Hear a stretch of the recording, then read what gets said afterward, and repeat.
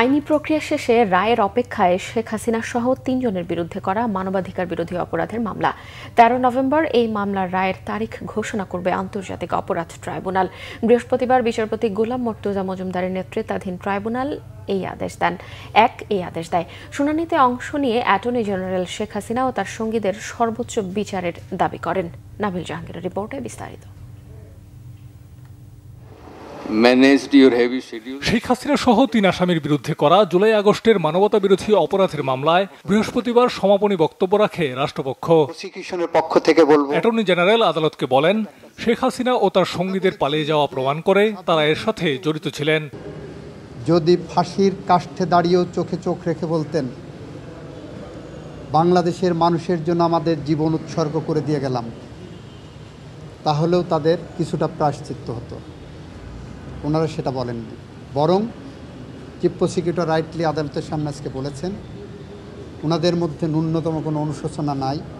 এতগুলো জীবন ঝরে গেছে, এতগুলো মানুষ পঙ্গু হয়েছে, বাংলাদেশ তার গণতন্ত্র হারিয়েছে, বাংলাদেশের মানুষ মানবাধিকার হারিয়েছে, ভোটের অধিকার হারিয়েছে।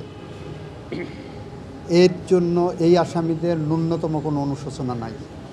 এটাই সবচেয়ে দুঃখের ব্যাপার। শেষ বক্তব্যে চিফ প্রসিকিউটর বলেন, এই মামলায় দৃষ্টান্তমূলক শাস্তি প্রয়োজন, যাতে এমন মানবতা বিরোধী অপরাধের পুনরাবৃত্তি না ঘটে। যে এভিডেন্স এখানে আমরা উপস্থাপন করেছি, এটা হিমালয়ের মতো দৃঢ়, ক্রিস্টালের মতো স্বচ্ছ।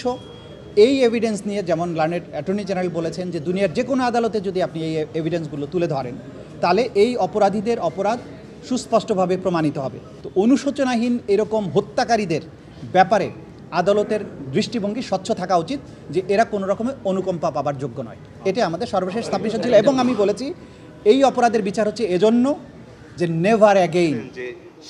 জবাবে রাষ্ট্রনিযুক্ত শেখ হাসিনার আইনজীবী তাকে নির্দোষ দাবি করেন।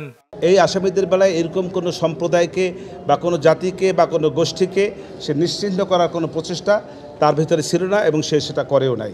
যে রাষ্ট্রপক্ষ সন্দেহাতীতভাবে আমার আসামি সাবেক প্রধানমন্ত্রী শেখ হাসিনা এবং সাবেক স্বরাষ্ট্রমন্ত্রী আসাদুজ্জামান খান কামাল তাদের বিরুদ্ধে মামলা প্রমাণ করতে সক্ষম হন নাই।